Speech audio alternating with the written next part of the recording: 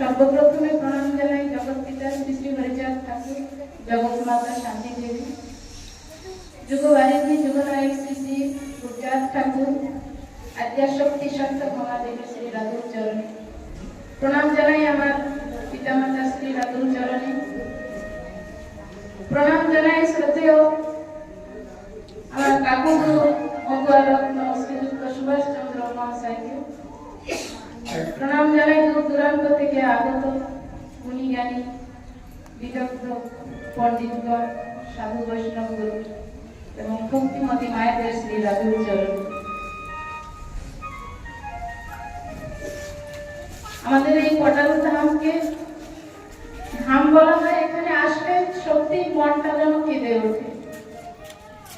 মানুষ জীবনে ভুল ভ্রান্তি তো সবাই থাকে, কিন্তু এখানে আসলে যেন সেই সব কিছু যেন আস্তে আস্তে সব বিলীন হয়ে যায়।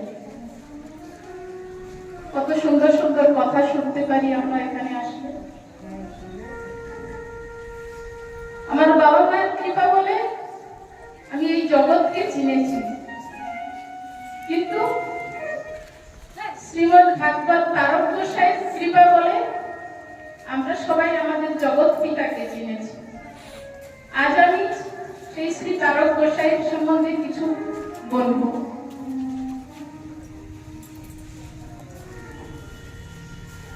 মহাকবি শ্রীতারক যিনি ছিলেন, তার কথা যদি আমরা না জানি তাহলে আমরা খুব কমই জানতে পারবো ঠাকুরের বিষয়ে। মহাকবি শ্রীতারক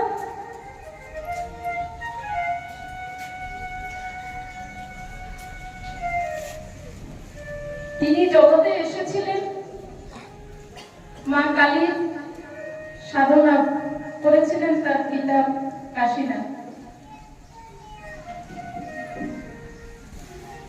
তেনার কণ্ঠে থাকতেন সরস্বতী মা, কণ্ঠে তার সরস্বতী, মস্তকে ক্ষীরোৎপত্তি, রসনাতে বাণী বাগেশ্বরী, হৃদয়ে আসরে যার গুরুচাঁদ মহেশ্বর, নয়ন যুগলে প্রেমবাড়ি, হরিচাঁদ তথ্য কথা, হরির লীলা মৃত গাথা, প্রেম রসে করিল রচনা, বঙ্গদেশে শ্রেষ্ঠ কবি, জ্বলন্ত প্রেমের ছবি, কৃপাকণা করি হে যাচনা। আমার তারক গোসাই কেমন ছিলেন? খুব ছোটবেলা থেকে খুব মেধাবী ছিলেন। তার জীবন ছিল পূর্ণ প্রেম পবিত্রতায় ভরপুর।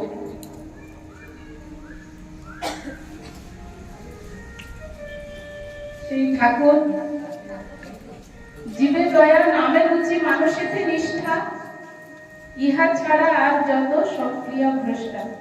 আমার হরিচাঁদ ঠাকুর বলেছেন।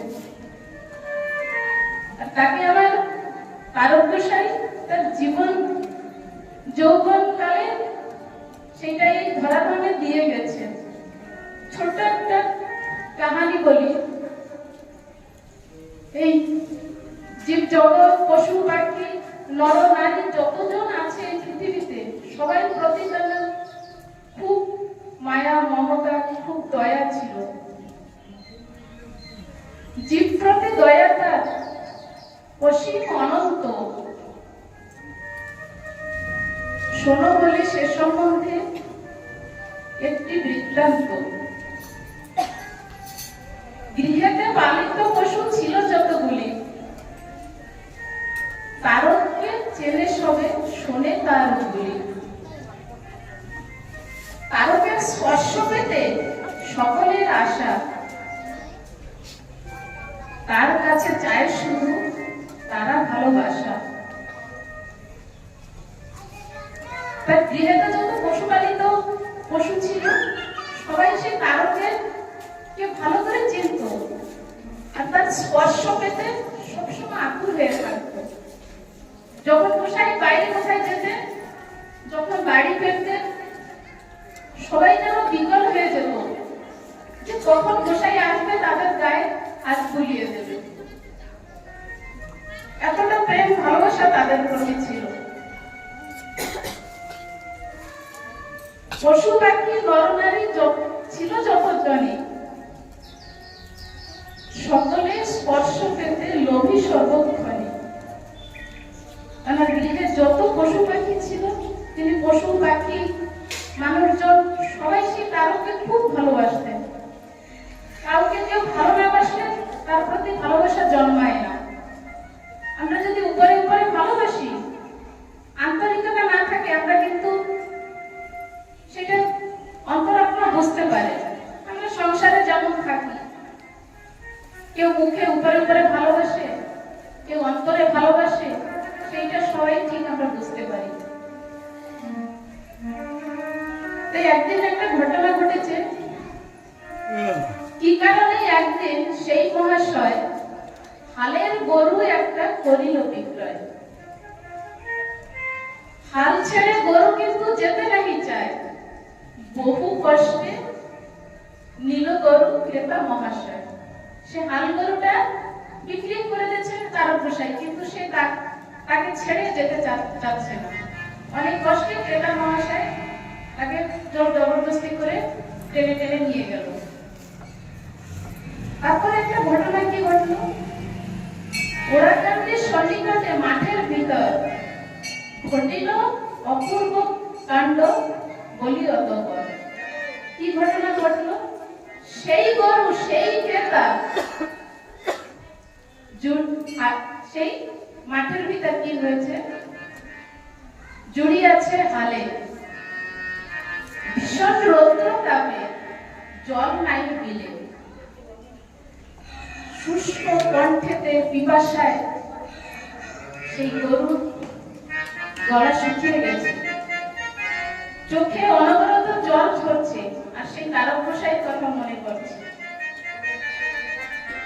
বহু কষ্টে সেই হাল টানছে, কিন্তু তাতেও সেই ক্রেতা মহাশয় মন ভরছে না। সে কি করছে, তাকে বিভিন্ন প্রকারে তাড়ন করছে, তাকে প্রহার করছে। যেখানে সেই জমি চাষ হচ্ছে, সেই কাছেই লোক যাতায়াতের পথ, সেইখান থেকে বহু লোক যাতায়াত করে সবসময়। একদিন সেই তারক গোসাই ওরাকান্দি যেতে স্থির করেছেন। ওই রাস্তা দিয়ে যখন তারক গোসাই যাচ্ছে, সেই হালের গরু দূর থেকে দেখতে পাচ্ছে আমার সেই দয়াল বান্ধব যাচ্ছে রাস্তা দিয়ে।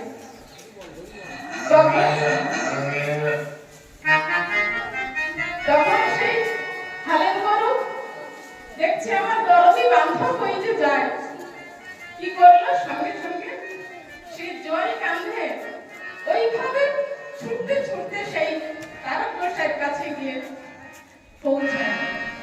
হাম্বা হাম্বা করে দাও, চোখে বহে জল,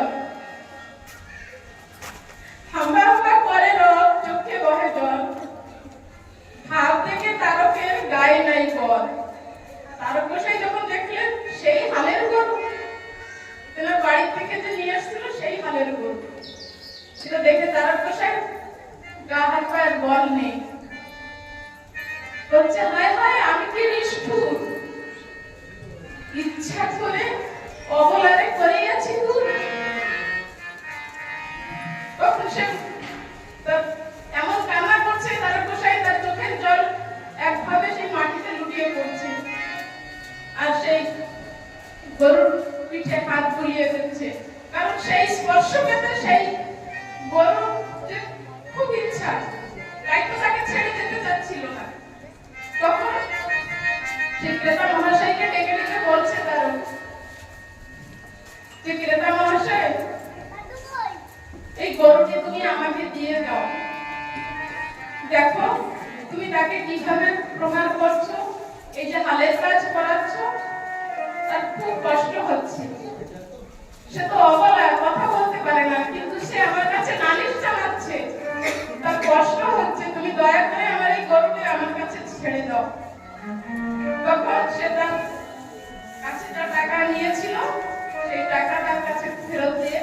সেই তারক গোসাই সেই গরুকে উদ্ধার করলো সেইখান থেকে।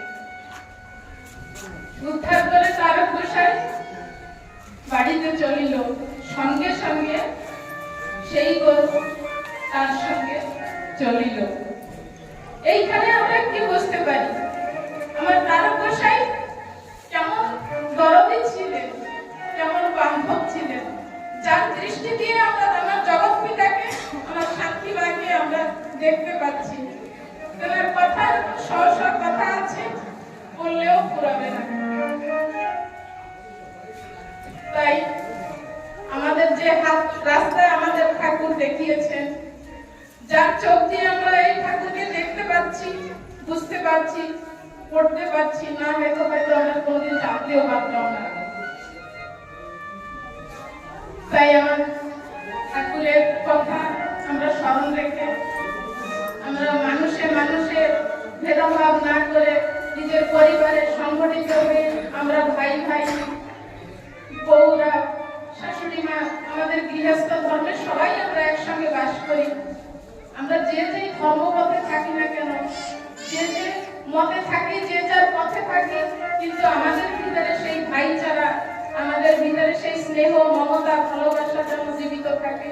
আর আমার হরিগুরু যাদের আদর্শে যেন আমরা চলতে পারি, সেটাই আমার ঠাকুরের কাছে কামনা। হরি বল, হরি বল।